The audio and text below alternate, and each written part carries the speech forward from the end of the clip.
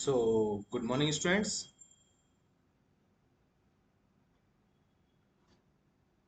My name is Ashish, and I'm your instructor for your domain, agrobusiness management, and I'm teaching you that course completely. And basically, today is our first lecture. In this lecture, we will go through from fundamentals of agrobusinesses and their management. After that, we will proceed further for core sectors or type of small businesses, core production sectors, business sectors और small business sectors जो specialised वाले होते हैं और business organisations. ठीक है, जब तक सारे बच्चे आते हैं मैं आप लोगों को एक बार एक करिकुलम भी आपका बताना चाहूंगा। जैसे कि आपका जो करिकुलम है उसमें डे वन से लेके डे एंड तक, लास्ट डे तक सब चीजें आपकी फुली ऑर्गेनाइज्ड है। जैसे कि आपका जो फर्स्ट डे होगा ये आपका लेक्चर वन है। ठीक है, तो जो आपका लेक्चर वन है वो basically introduction to agri businesses management है। इस लेक्चर में आपको एग्रो बिजनेस से रिलेटेड और मैनेजमेंट स्किल्स जो उसमें एग्रो बिजनेसेस में यूज्ड होती हैं उन सब के बारे में आपको बताया जाएगा। ठीक है, okay, my voice is not Audible. Okay, कुछ बच्चे कह रहे हैं मेरी आवाज नहीं आ रही है। ठीक है बच्चों, 2 मिनट एक बारी अपन एक बारी सारे बच्चे एक बारी मेरे विजुअल और ऑडियो दोनों चेक करें। वीडियो और ऑडियो सबको प्रॉपरली आ रही है? ठीक है, जब तक मैं 2 मिनट वेट कर लेते हैं एक बारी। ठीक है,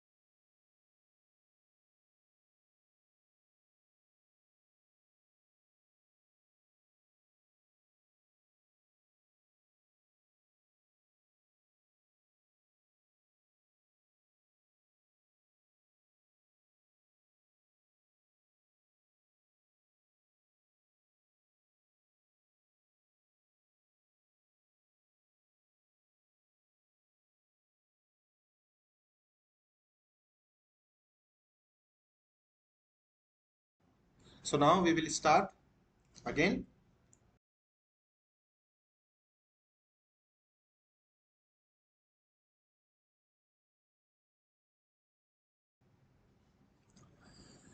So we will start from the curriculum. तो हमारा जो पहला डे होगा जो कि आज है उसमें हम फंडामेंटल्स पढ़ेंगे एग्रो बिजनेस और उससे रिलेटेड मैनेजमेंट स्किल्स के। उसके बाद हम एग्रीकल्चर ज्योग्राफी जिसके अंदर हम climate, soil, water, weather, climate ये सब चीजें पढ़ेंगे। उसके बाद हम इंडियन एग्रीकल्चर से थोड़ा इंट्रोड्यूस्ड होंगे और रीजनल पैटर्न्स में आपको समझाऊंगा। उसके बाद जो एग्रो बिजनेस की वैल्यू चेन है वो आपको बताऊंगा in the sense supply chain.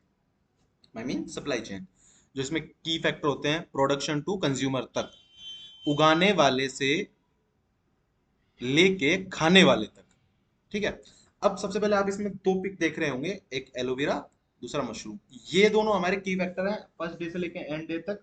या फैक्टर रखिए कि आपको एग्रो बिजनेस मैनेजमेंट के साथ मैं इन दोनों की सबसे जो की फैक्टर होते हैं जैसे कि इनका जियोग्राफिक पैटर्न, इनका रीजनल पैटर्न, इनका प्रोडक्शन, इनका कल्टीवेशन, इनका बिजनेस मैनेजमेंट, सिमिलरली मशरूम्स का प्रोडक्शन मैनेजमेंट कल्टीवेशन, फिर उसके बाद agricultural marketing, supply chain and post harvest management, branding, packaging, ठीक है, ई कॉमर्स, एंटरप्रेन्योरशिप आइडियाज, ये सब चीजें मैं आपको बताऊंगा। और इसके बीच में क्या होगा ना, जैसे जैसे ही एक एक यूनिट हमारी खत्म होती जाएगी, बच्चों कुछ माइनर डिस्टरबेंस हो गई अभी वॉइस में, क्योंकि someone is getting their own blog, so sorry for that. But आपको जो मैं बता रहा हूँ कि जैसे जैसे हमारी एक एक यूनिट कंप्लीट होती जाएगी, तो उसके बाद क्या होगा ना, हम एक असेसमेंट पोस्ट करेंगे जो कि साइट पे होगा, ठीक है।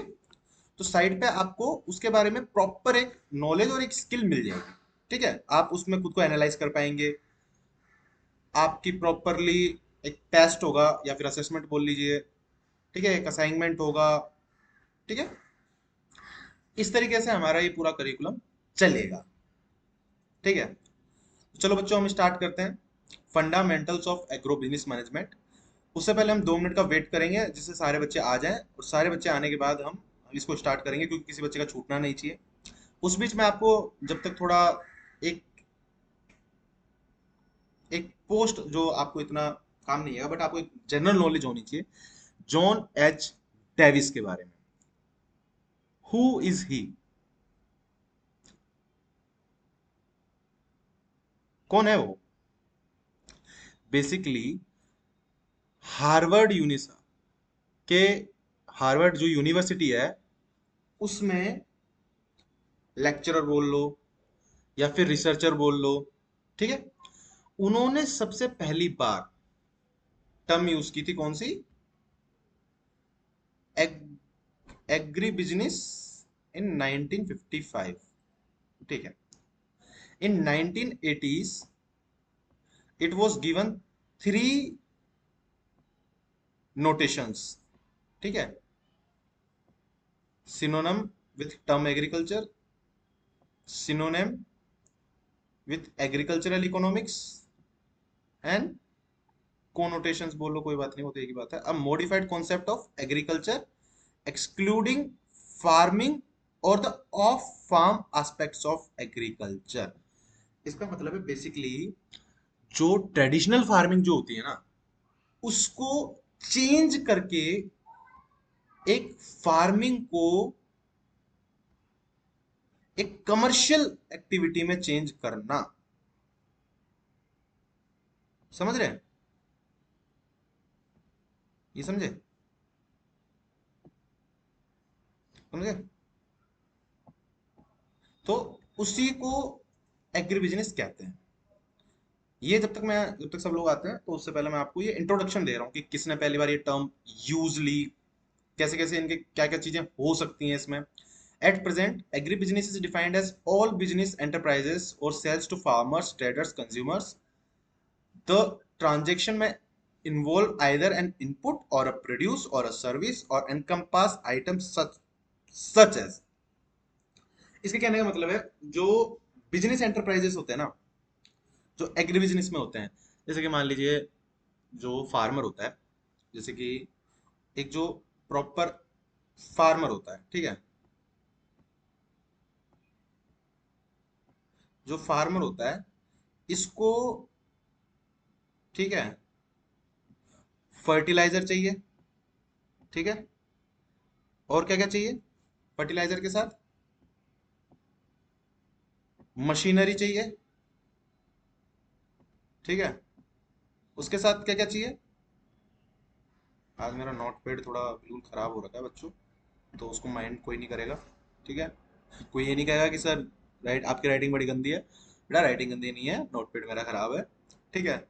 उसके अलावा जो फार्मर होता है उसको फाइनेंशियल हेल्प करने के लिए क्रेडिट, इंश्योरेंस, मार्केटिंग, और जो एक्सटर्नल सेक्टर होते हैं फार्मिंग के, वो सब चीजें, ठीक है, पैकेजिंग वगैरह लेके, ब्रांडिंग वगैरह लेके, ये सब चीजें प्रोवाइड करने को हम एग्री बिजनेस कहते हैं। जैसे कि productive resources, feed, seed, word, fertiliser, equipment, energy, pesticide, machinery, इन सब का मतलब होता है बेसिकली फसल उगाने के लिए जो जो चीजें इनिशियल में जरूरी होती है। बिजली,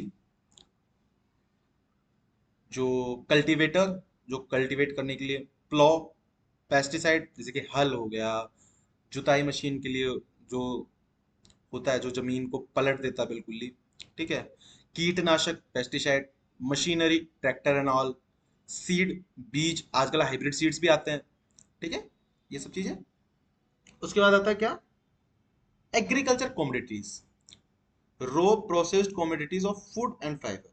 दो टाइप की कमोडिटीज होती हैं, एक तो खाने के लिए होता है, एक होती है फाइबर के लिए।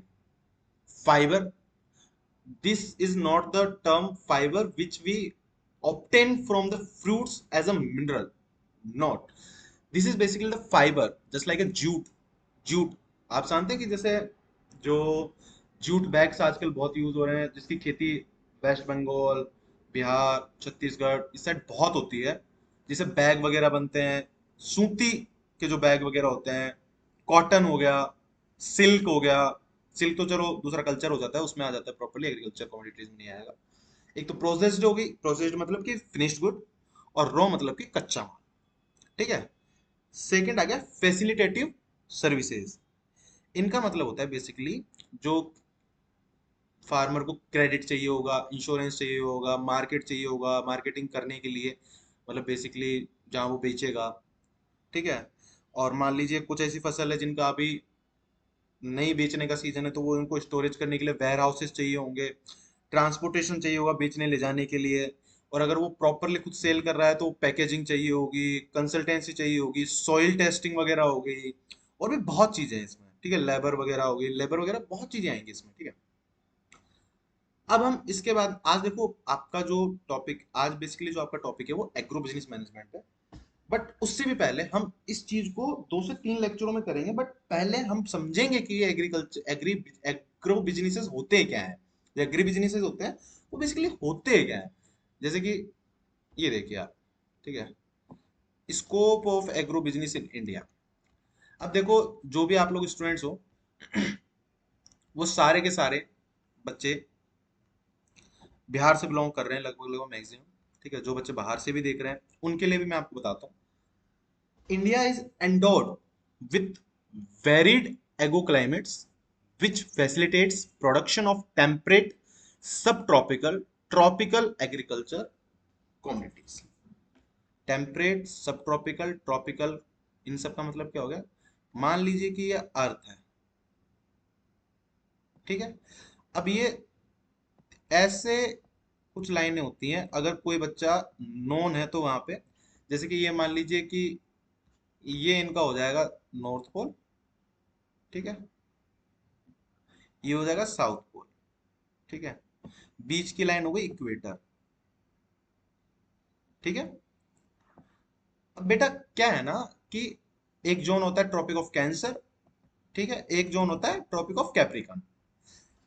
अब बेसिकली क्या होता है ना कि कुछ रीजन्स होते हैं, हमारा इंडिया पड़ता है ऐसे। कोई बच्चा मुझे बताएगा इंडिया से कौन सी लाइन बिलोंग करके जाती है, ये वाली पूरी फैली हुई है जो, ठीक है। बेसिकली बेटा वो होती है ट्रॉपिक ऑफ कैंसर, कर्क रेखा, ठीक है, एक होती है मकर रेखा, एक होती है कर्क रेखा। तो बेटा ऐसे जोन्स होते हैं, जोन्स मतलब हमारे यहाँ ऐसा क्लाइमेट है जो कि सब ट्रॉपिकल, ट्रॉपिकल और टेम्परेट। टेम्परेट मतलब की होता है कि ठंड, मतलब कि जिसको ठंडा कह लो या गर्म कह लो, क्योंकि हमारा क्लाइमेट देखो आप, हमारे पास बड़े बड़े पहाड़ हैं तो हमारे पास सूखा रेगिस्तान है, हमारे पास हाडोती की पठारें हैं, प्लेट्यूज हैं, तो हमारे पास गंगा के प्लेन्स हैं लंबे लंबे, ठीक है। हमारे पास जंगल है, असम वगैरह की साइड जाएंगे तो हमारे पास खुले मैदान हैं, हमारे पास नदियां हैं, तो हमारे पास मैंग्रोव फॉरेस्ट भी हैं। तो हमारे पास इतना वैरायटी ऑफ क्लाइमेट है ना कि we will produce different kind of communities और एग्रीकल्चर प्रोडक्ट्स, ठीक है।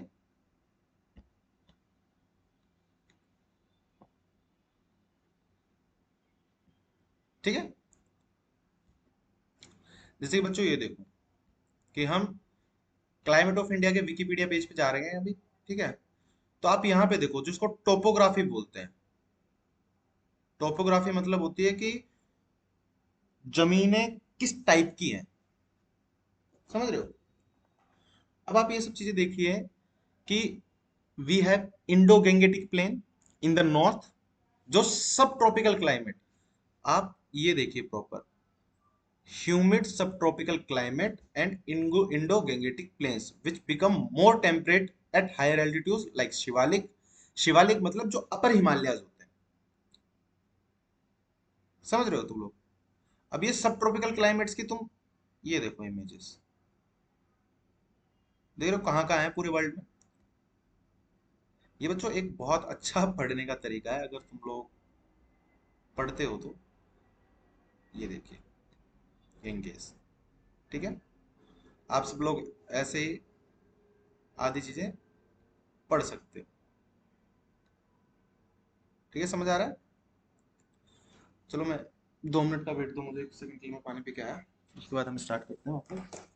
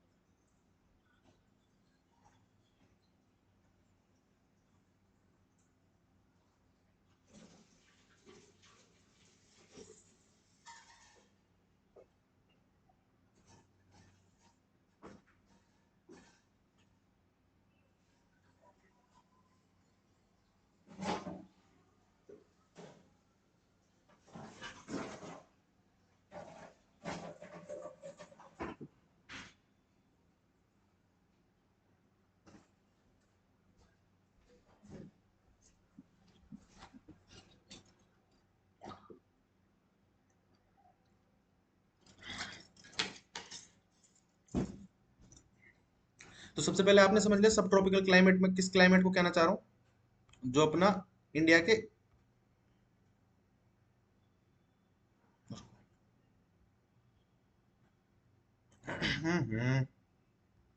तो समझाते समझाते ये वाला, ठीक है, ह्यूमिड सब ट्रॉपिकल क्लाइमेट। अब बेसिकली क्या है ना, ह्यूमिड सब ट्रॉपिकल क्लाइमेट मतलब है जहाँ थोड़ी बहुत नमी हो, समझ गए आप लोग। अब उसके आगे आप समझिए, जो मैं आपको ट्रॉपिक ऑफ कैंसर की लाइन समझा रहा था, इंडिया में जो पास होती है ट्रॉपिक ऑफ कैंसर की लाइन, ठीक है। और मैं आपको बता, पैलियो क्लाइमेट, ये तो हिस्ट्री वगैरह आपको ये सब चीजें पढ़ने की जरूरत नहीं है। ये रीजन्स, हिंदू कुश माउंटेन देख रहे हैं आप लोग, आप लोगों को थोड़ा आज विजुलाइज भी कराता हूँ जिससे अच्छा। ये जो मैं आपको बता रहा था, अर्थ ऐसे डिवाइडेड होती है। लेटीट्यूड का मतलब होता है कि लेटीट्यूड्स में जैसे इक्वेटर लाइन हो गई, अब इक्वेटर लाइन इंडिया से होके नहीं गुजरती है, ठीक है। जो अपने यहाँ से लाइन गुजरती है वो कौन सी है, ट्रॉपिक ऑफ कैंसर। ये बेसिकली लेटीट्यूड्स की लाइन है, जो हम इंडिया, जो हमारी लोकेशन देखते हैं ना, लोकेशन, उसके लिए बहुत चीजें काम आती हैं, ठीक है। उसके बाद ये सब देखिए अपने क्लाइमेट्स आ गए, कि कहाँ कहाँ कैसा कैसा क्लाइमेट है, एरिड, डेजर्ट, या जो लाल वाला ये बिल्कुल ही सूखा है, यहाँ थोड़ा कम सूखा है। ये ग्रीनरी है, यहाँ सबसे ज्यादा ग्रीन है, ह्यूमिडिटी है, ये सब चीजें हैं, ठीक है। ये ट्रॉपिकल आ गया, जहाँ बेसिकली मानसून के कारण ही कुछ खेती वेती होती होगी, ठीक है। जो ये ऊपर आ गए तो कोल्ड एंड ड्राई वगैरह सब कुछ आ गए, ठीक है। बेसिकली अब ये जो सब देखो, ये बिल्कुल ही ट्रॉपिकल रेन फॉरेस्ट होगा, जहाँ रेन के बाद ये सब चीजें होती हैं, ठीक है। अब हम आगे जाते हैं, arid and semi arid regions, ठीक है। आप एक बार इसके थ्रू गो थ्रू हो लेना, जिससे आपको काफी से इंडिया का जो मानसून वगैरह ये सब चीजें वैसे मैं आगे पढ़ाऊंगा आप लोगों को ये चीजें भी। आप लोगों को मैं तो ये तो मुझे पढ़ाना भी है वैसे, तो अभी चाहे तो आपकी मर्जी है, वरना कोई दिक्कत नहीं है, ठीक है। सो इसके बाद हम जो पढ़ रहे हैं, अभी बेसिकली मैं आपको सारी चीजों से केवल इंट्रोडक्शन कराऊंगा, समझ रहे हैं। अभी बेसिकली हर एक चीज का इंट्रोडक्शन होगा, जिससे कि आपको वो चीजें आगे जब आप पढ़ो मेरे साथ, तो आपको ऐसा ना लगे कि न्यू है, ठीक है। Do understand. मेरा कहने का मतलब है जो भी मैं अभी पढ़ाऊंगा वो छोटे स्केल पे पढ़ा रहा हूँ, हर किसी का एक बड़ा टॉपिक है अपने पास और उसको प्रॉपर टाइम लगेगा। मैं क्लाइमेट आपको इतने से उसमें नहीं समझा सकता, समझ रहे हो। अब इसके आगे सम बढ़िया, there is a growing demand for agriculture inputs like feed, fodder, inorganic fertilizers, bio fertilizers and all. इसका मतलब क्या है, जो अगर एग्रीकल्चर बढ़ेगा, जो इनपुट की डिमांड है, चारा, फर्टिलाइजर्स होते हैं। फर्टिलाइजर्स कैसे हो गए, खाद बीज, जो आपकी नॉर्मल टर्म में होती है, जो ऑर्गेनिक भी होते हैं इनऑर्गेनिक भी होते हैं, दोनों होते हैं। इसके आगे आता है biotechnology applications in agriculture have vast scope in production seeds, biocontrol agents, industrial harnessing of microbes for bakery products। इन्हें कहने का मतलब है बेसिकली एक ब्रांच होती है इंजीनियरिंग की जिसको बोलते हैं बायोटेक्नोलॉजी। ठीक है, उसमें बेसिकली आपको हाइब्रिड सीड्स बनाना और माइक्रोबायोलॉजी, माइक्रोकेमिस्ट्री। ठीक है, मतलब कि क्या होता है, जैसे कि आप ये समझिए जैसे कि राइस है, राइस बहुत वाटर खाता है, वो मे बी शायद 3000 litre for to produce an single kg of rice we will waste। But हम अब क्या कर रहे हैं कि धीरे धीरे हाइब्रिड सीड्स बना रहे हैं जो वाटर भी कम कंज्यूम करें और प्रोडक्शन भी हमें हाई लेवल का दें। ठीक है, और मिनरल भी उसमें डेफिशिएंट ना हो। ठीक है, export can be harnessed as a source of economic growth. As a signatory of World Trade Organization, India has vast potential to improve its present position in the world trade of agriculture commodities, both raw and processed form. The products line includes cereals, pulses, oilseed and oils, oil meal, spices and condiments। अब मैं आपको एक चीज बताता हूँ, यहाँ बताने से अच्छा मैं आपको साइट विजिट करके ये बताता हूँ।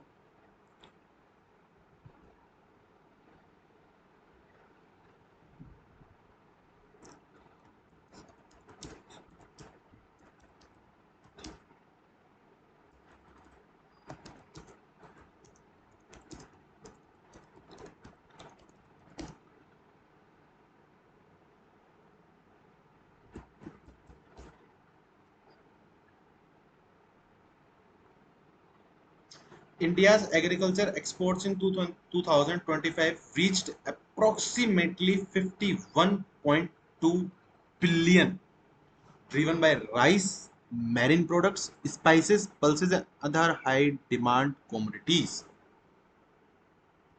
रुकिए मैं आपको इनसाइड भी दे देता हूँ।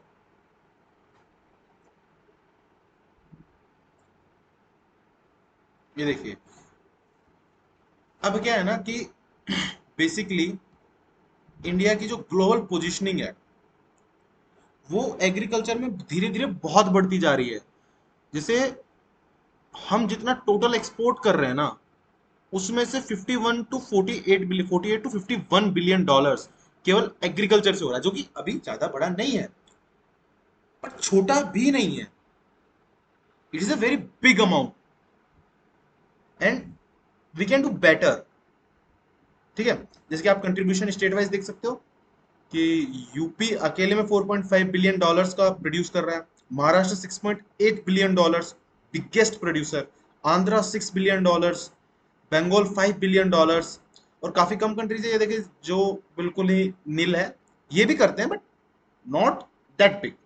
जैसे हमारे यहाँ के हिमाचल के सेब बड़े फेमस हैं, जैसे कि ये देख लीजिए आप, Gujarat is a biggest producer, Gujarat, Maharashtra, Andhra Pradesh, ऐसे करते करते करते करते एंड में। ठीक है, state wise agriculture export share, जो शेयर है वो भी आप देख पा रहे होंगे आप, समझ गए। तो हर चीज का आपको लाइव एग्जांपल में दूंगा, जो रियल लाइफ होंगे, जहां से आपको सब चीजें मिलेंगी वो मैं आपको बताऊंगा। और जो आपकी इसको पहली लाइन अगर जो आप समझोगे, export can be harnessed as a source of economic growth. इसका मतलब ये है जो एग्रीकल्चर एक्सपोर्ट है इंडिया का, वो यूज कर सकते हैं हम हमारे इकोनॉमिक ग्रोथ करने के। ठीक है, अब तक किसी बच्चे को कोई डाउट? पढ़ाने का तरीका कैसा लग रहा है आप लोगों को? गुड। तो चलो, देखो मेरा जो तरीका है बच्चों, आपको पहले मैं आपको बता दूं कि my way of teaching is completely just like a engaging. Engaged का मतलब होता है कि मैं जो भी पढ़ाऊंगा उससे बच्चा जुड़ा रहे। ठीक है, समझ रहे हो? अब आगे जाते हैं हम type of small businesses in agriculture. Basically, एक सेकंड,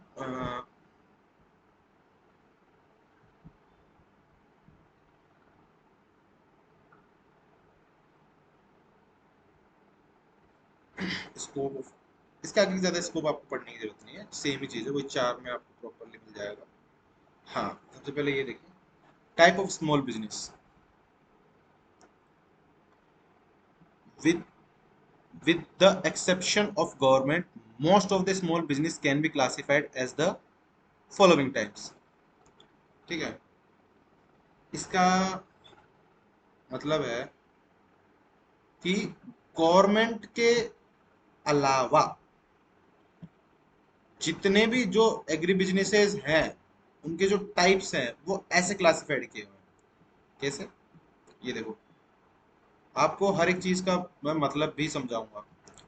प्रोडक्शन, ठीक है, प्रोड्यूस करना, कोई भी बिजनेस का पहला फैक्टर होता है प्रोड्यूस करना। रिटेल करना, उसको होलसेल प्राइस पे डिस्ट्रीब्यूट करना या ट्रांसपोर्ट करना, भेजना। रिटेल करना मतलब बड़े कमर्शियल लेवल पे। डिस्ट्रीब्यूट करना उसको, ट्रांसपोर्टेशन वगैरह, जो आप अलग अलग वेंडर्स को डिस्ट्रीब्यूट करोगे।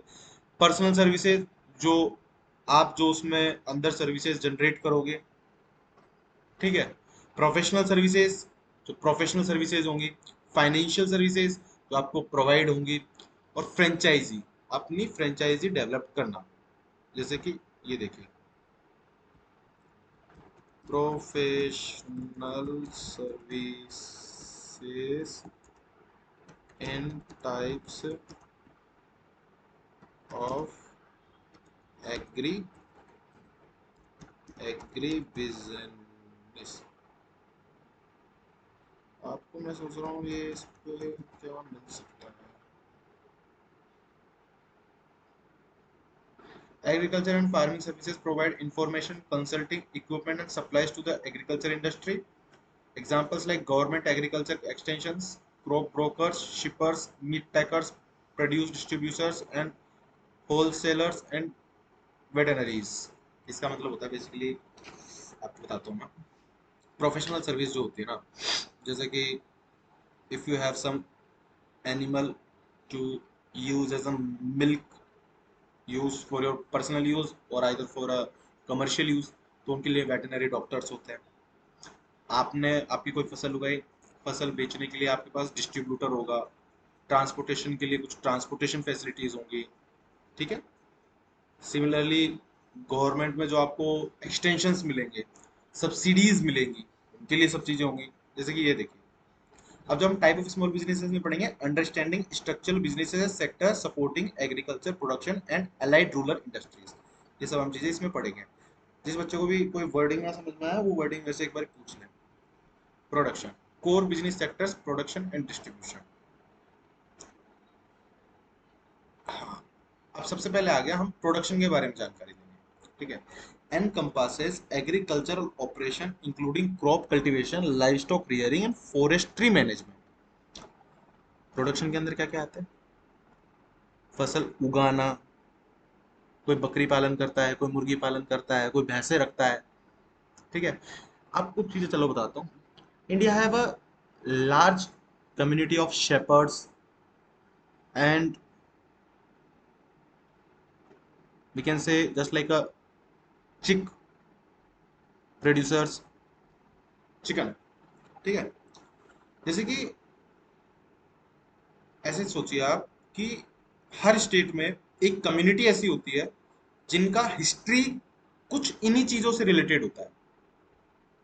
ठीक है, और वो as a sense of pride इस चीज को करती भी है।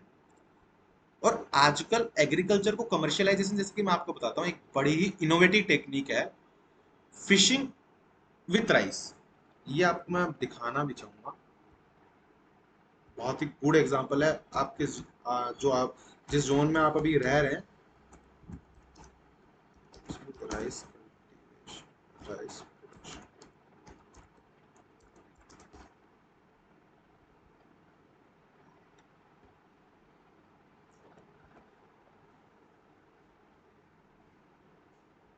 ये देखिए, बेसिकली क्या होता है ना कि चावल में पानी बहुत लगता है, धान में।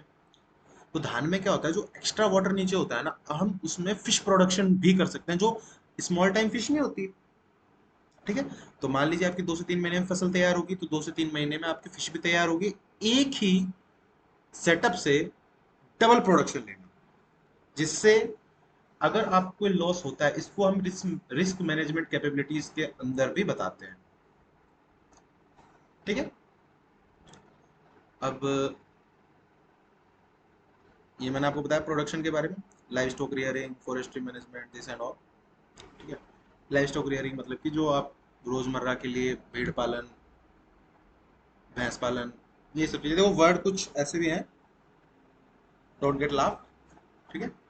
Distribution involves business bringing goods to consumer without making products directly, including packaging, labelling, transporting, cold storage, refrigerating, freezing and processing. इसका मतलब होता है, देखो अगर मैं एक डिस्ट्रीब्यूटर हूँ, तो मैं उगाऊंगा नहीं। प्रोडक्शन प्रोडक्शन करने वाले का काम केवल उगाना है। डिस्ट्रीब्यूशन करने वाले का काम क्या है, मैं उस सामान को पैक करूंगा, जो खाए मतलब उगाने वाले से लेके जो यूज करेगा ना, यूज करने वाले तक ले जाना, वो काम मेरा होगा। समझ रहे हो? तो डिस्ट्रीब्यूशन वाले का जो पैकेजिंग, जो काम होता है ना उसका, वो बेसिकली, जैसे कि मान लो मेरी कोई फसल है, तो मैं क्या करूंगा, उसको मैं स्टोरेज हाउस में स्टोर करवा सकता हूँ। ठीक है। तो उसके लिए भी मुझे नीड है, किसकी, डिस्ट्रीब्यूटर की। उसके अलावा मान लीजिए कि मुझे अपनी फसल को भिजवाना है, मंडी में भिजवाना है, तो उसके लिए भी मुझे नीड है। ठीक है।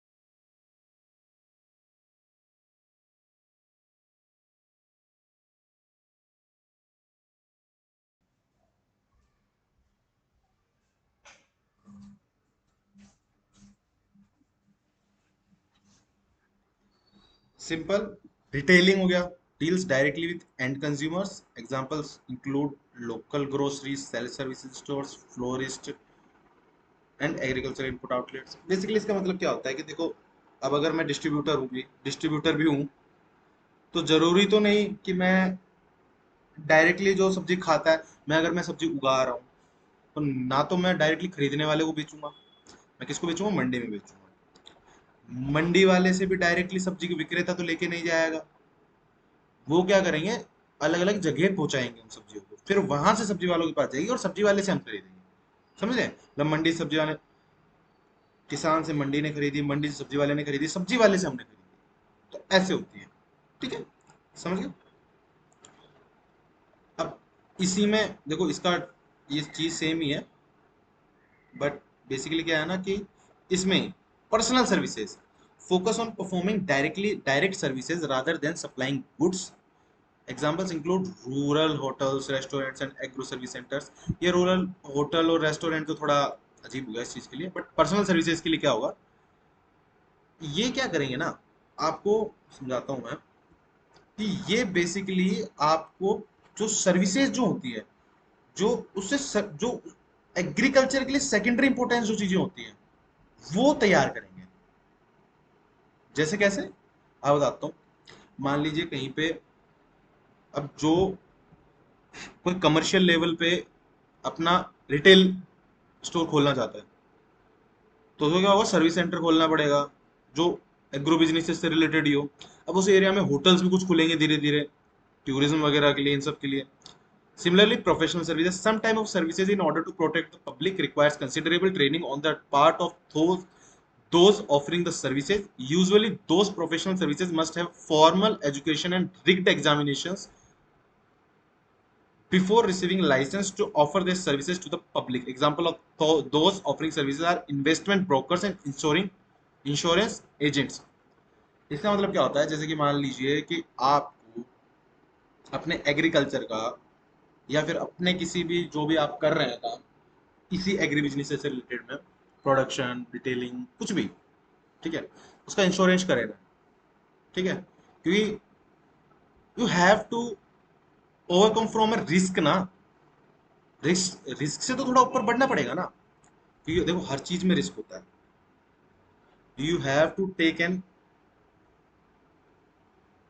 बॉल टू यूज दैट, कि what will happen if I do that. अगर मैं ये करूंगा तो क्या होगा, वो चीज से ओवरकम के लिए, to overcome from that fear, you have to ensure your goods, your business, even your life। ठीक है, आजकल तो इंश्योरेंस के नाम पे सब कुछ बिक रहा है। आपके पीने के पानी से लेके मरने की दवा तक सबका इंश्योरेंस होता है। Financial businesses are usually service oriented, but since they deal primarily with the loaning or investing of money or the equivalents of money, stocks, bonds, property rights, etc., etc. A separate category describes them best. Examples of financial services are commercial banks, insurance companies, thrift and loan societies, etc. Basically इसका मतलब क्या है, मैं आपको बताता हूँ।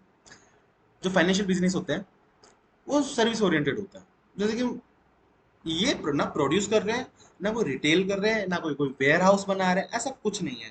Basically bank समझ लीजिए, एक बैंक क्या करेगी, एक किसान को लोन देगी, या किसान के उगाई हुई फसल से करने वाले बिजनेस करने वाले को लोन देगी।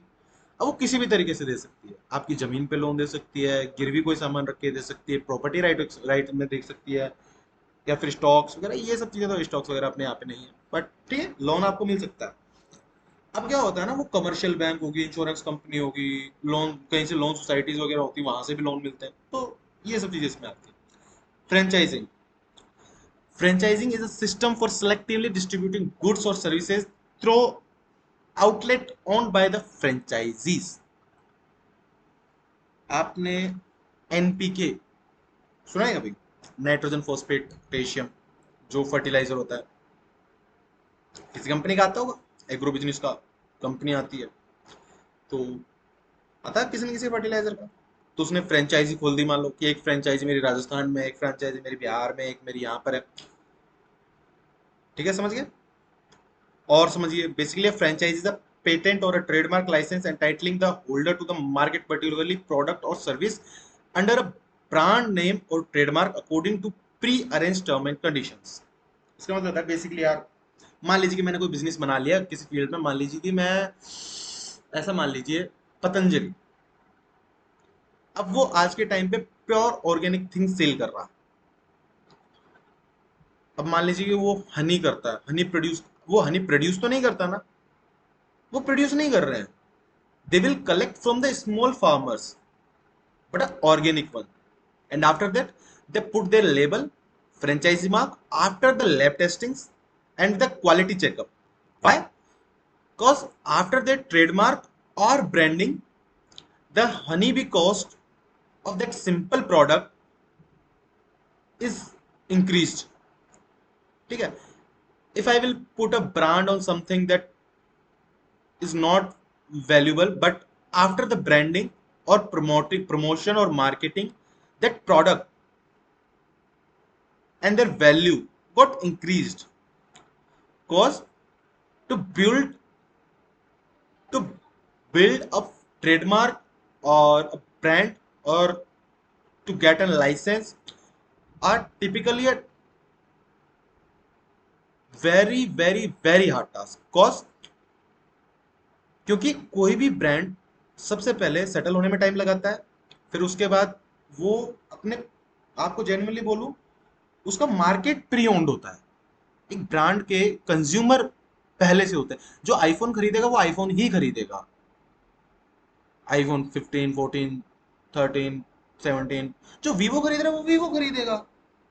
अगर मैं पतंजलि खाता हूँ तो पतंजलि खाऊंगा, डाबर खाता हूँ तो मैं डाबर ही खाऊंगा। If I use to get attach with the curd of Amul, then I can't go for mother dairy. There is a perspective made for some brand in our mind that they are good, चाहे वो अच्छी हो ना हो, but the perspective which we made in our mind na, that's the thing, and that's called the pre-arranged market। क्योंकि देखो क्या होता है ना, हर एक ब्रांड की टर्म्स एंड कंडीशन होती है आफ्टर एंड प्रॉपरली चेकअप और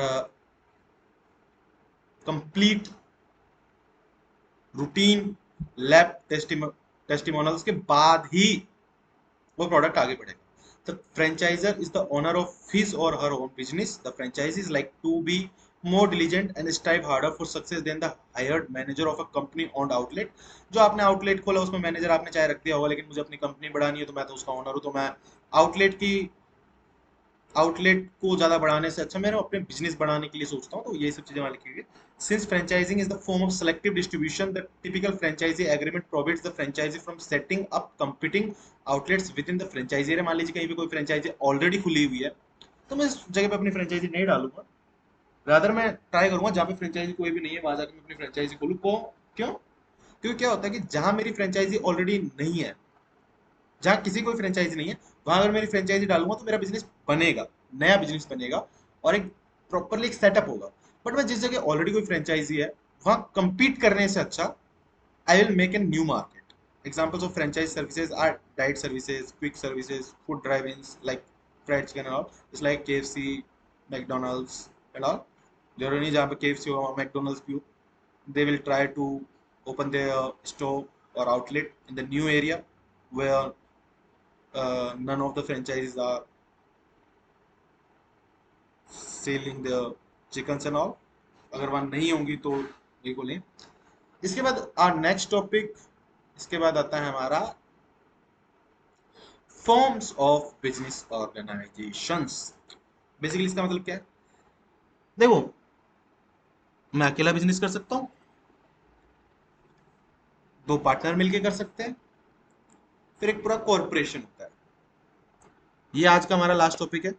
सो बच्चों, इसके बाद आपको परेशान नहीं करूंगा। हाँ, ठीक है, तो लास्ट टॉपिक है, इस पे ध्यान दीजिए अपन। Forms of business organisation it means इसमें तीन टाइप की चीजें आएंगी। सोल प्रोप्राइटरशिप मतलब सिंगल ओनर, पार्टनरशिप दो से तीन ओनर, कॉरपोरेशन एक पूरा वेंचर। समझे? So basically, there are the three basic form of business organization: sole proprietorship, partnership, corporation। तीनों का मतलब आप समझ गए कि क्या होता है। Owned and operated by a single individual, offers absolute control and easy setup, but carries unlimited personal financial liability for all business debts and obligations।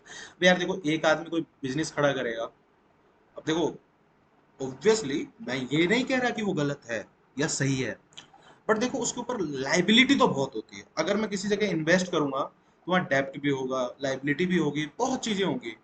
समझ रहे हो? तो पहली चीज तो ये। दूसरी चीज, partnership, an association of two or more persons co owning a business, उसको कहते हैं पार्टनरशिप। मान लीजिए मैं अपने दोस्त के साथ कोई बिजनेस ओन करता हूँ तो उसको पार्टनरशिप में बोलता हूँ। Profits and risk are shared among partners.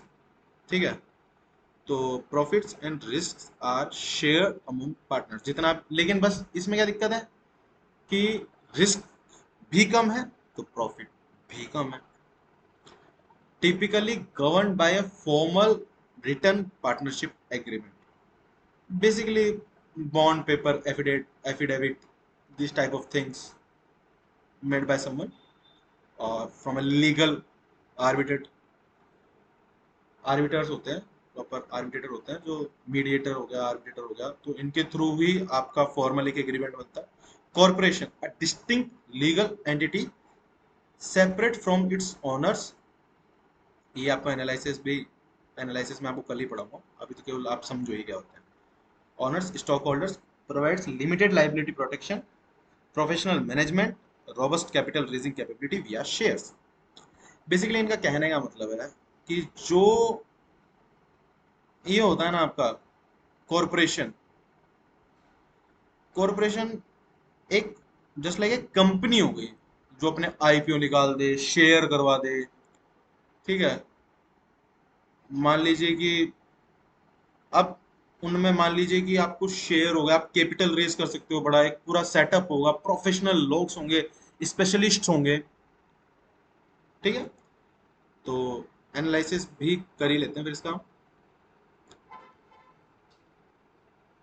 Analysis हम इस वाले से करेंगे क्योंकि इस वाले में कंप्लीट होगा। सबसे पहले सोल प्रॉपर्टी, मतलब तीनों में देखिए, नंबर ऑफ ओनर्स वन होता है, पार्टनरशिप में टू और मोर होते हैं, और इसमें जो कॉरपोरेशन होता है वो एक या दो से ज्यादा होता है। जैसे मैं किसी कॉरपोरेशन का एग्जांपल देता हूँ, agri business corporation examples.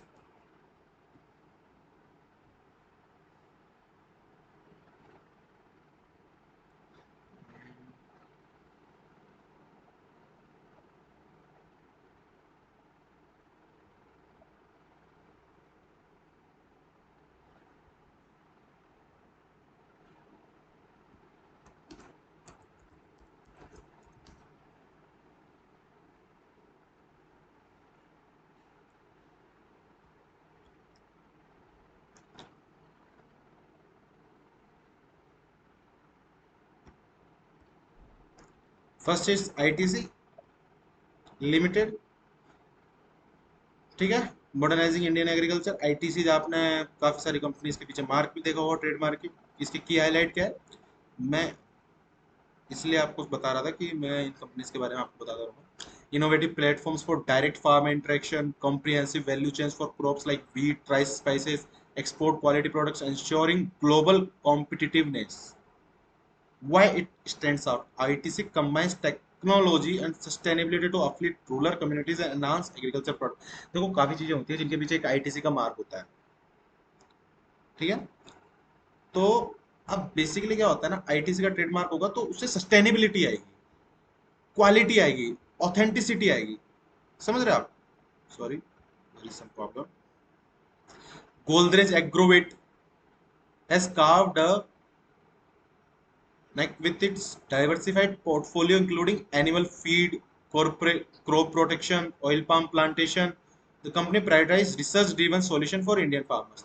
Basically Godrej Agrovet क्या कर रही है, रिसर्च कर रही है फार्मर्स के लिए कि एनिमल्स को न्यूट्रिशन के लिए हाई यील्ड क्रॉप्स हम कौन सी उगाए हैं, सस्टेनेबल ऑयल पाम इनिशिएटिव्स वगैरह, ठीक है।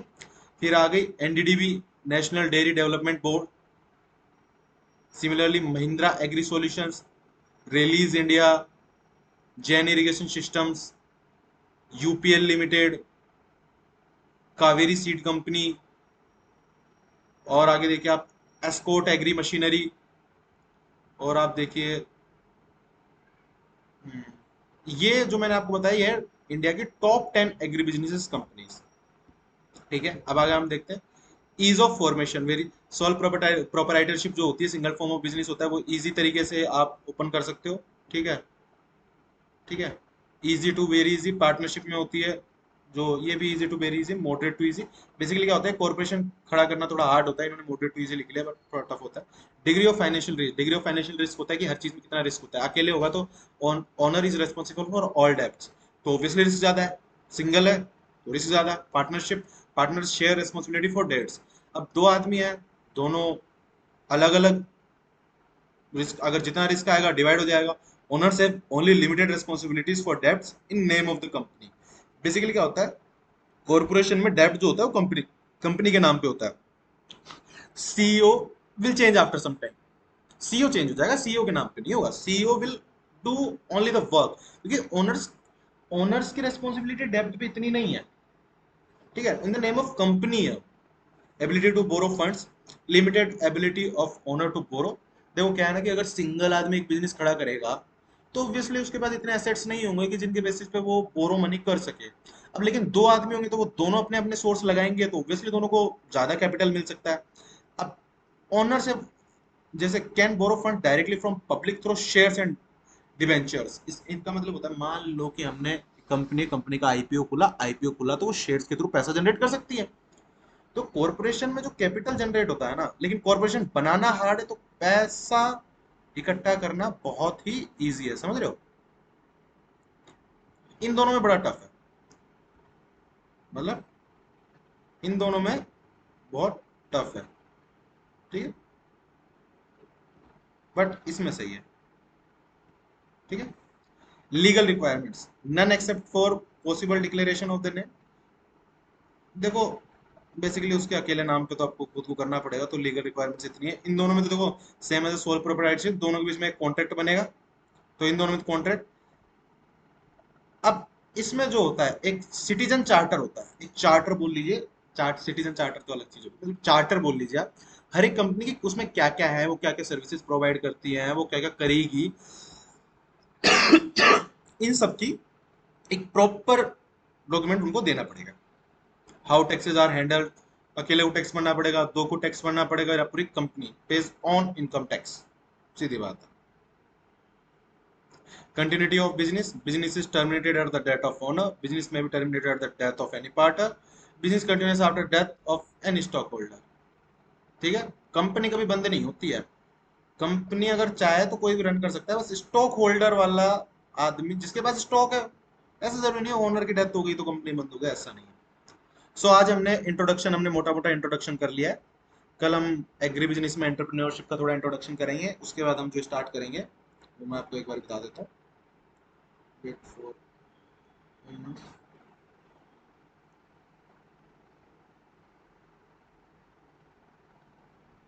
एग्रीकल्चर ज्योग्राफी, कल मैं आपको क्लाइमेट सॉइल इन सब के बारे में बताऊंगा, वाटर रिलीफ वगैरह, ये सब चीज़ों के बारे में बताऊंगा। प्रॉपर मैपिंग होगी, मैपिंग वगैरह के बारे में सब कुछ बताऊंगा। सो थैंक यू बच्चों, आपको सेशन अच्छा लगा हो तो लाइक सब्सक्राइब एंड शेयर, और सब्सक्राइब जब करके जरूर जाना। ठीक है, सब्सक्राइब, और साथ में एक काम करना, शेयर करना जिन भी लोगों को अच्छा लगे वीडियो। और कल इसी टाइम पे आप लोग मुझे मिलना, एज इट इज इसी टाइम पे मैं आप लोगों को एग्रीकल्चर में आगे समझाऊंगा, एग्रीकल्चर मैनेजमेंट में। ठीक है, थैंक यू।